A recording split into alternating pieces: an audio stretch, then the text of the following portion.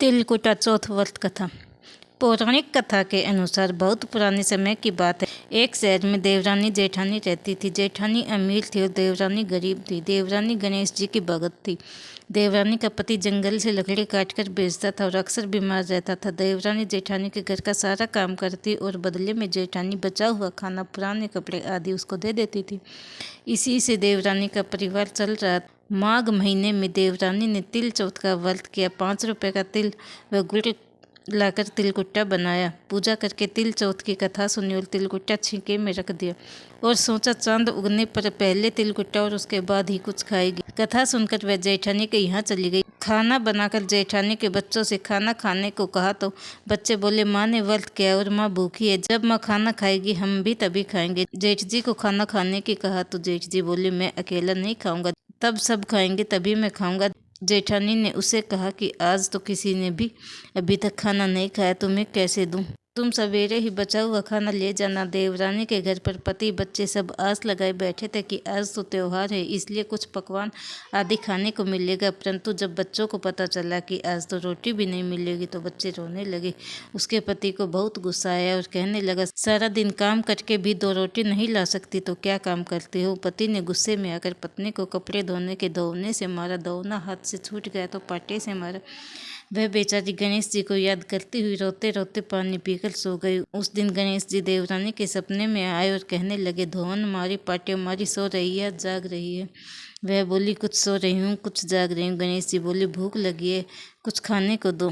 देवरानी बोली, क्या दूँ, मेरे पास तो अन्न का एक दाना भी नहीं। जेठानी बच्चा कुछा खाना देती थी, आज वो भी नहीं मिला। पूजा का बचा हुआ तिल कुट्टा छेके में पड़ा है, वही खा लो। तिल कुट्टा खाने के बाद गणेश जी बोले, धोवन मारी, पाटे मारी, निमटाई लगी है, कहाँ निमटे? वो बोली, ये पड़ा घर, जहाँ इच्छा हो वहाँ निमट लो। फिर गणेश जी बोले, अब कहाँ पहुँचूँ? अब देवरानी को गुस्सा है कि कब से तंग किए जा रहे हो। सो बोली, मेरे सर से पूछो और कहाँ पूछोगे? सुबह जब देवरानी उठी तो यह देखकर हैरान रह, पूरा घर हीरे मोती से जगमगा रहा है। सिर पर जहाँ विनायक जी पोछने कर गए थे वहाँ हीरे के टीके व बिंदी जगमगा रही है। उस दिन देवरानी जेठानी के काम करने नहीं गई। बड़ी देर तक राह देखने के बाद जेठानी ने बच्चों को देवरानी को बुलाने भेजा। जेठानी ने सोचा कल खाना नहीं दिया इसलिए शायद देवरानी बुरा मान गई। बच्चे बुलाने गए और बोले, चाची चलो, माँ ने बुलाया, सारा काम पड़ा है।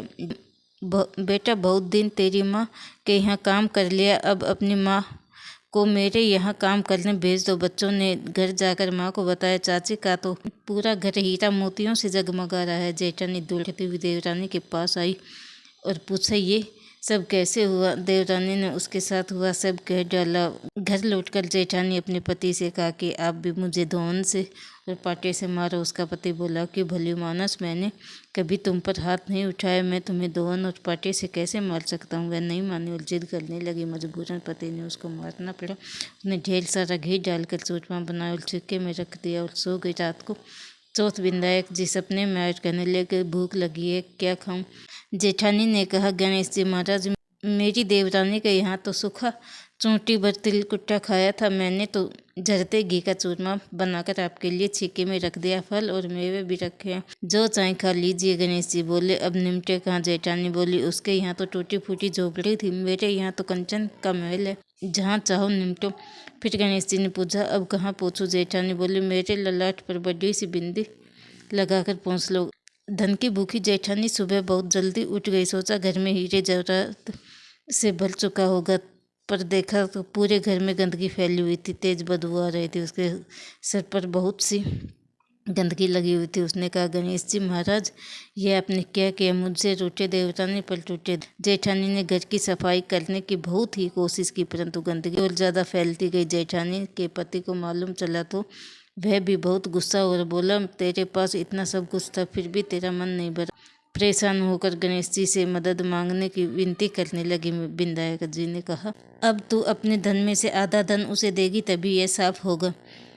उसने आधा धन बांट दिया, किंतु मोहरों की एक हांडी चूल्हे के नीचे गाड़ रखी थी। उसने सोचा किसी को पता नहीं चलेगा और उसने उस धन का नहीं बांटा। उसने कहा कि चौथ विनायक जी, अब तो अपना बिखराव समेटो। वे बोले, पहले चूल्हे के नीचे गाड़ी हुई मोहरों की हांडी सहित ताक में रखी 2 सुई का भी बंटवारा कर इस प्रकार बिंदायक जिन्हें सुई जैसी छोटी चीज का भी बंटवारा कर अपनी माया समेटी वे। हे गणेश जी महाराज, जैसी आपने देवरानी पर कृपा करी वैसी सब पर करना। कहानी कहने वाले, सुनने वाले व हुंकार भरने वाले सब पर अपनी कृपा करना, किंतु जेठानी को जैसी सजा दी वैसी किसी को मत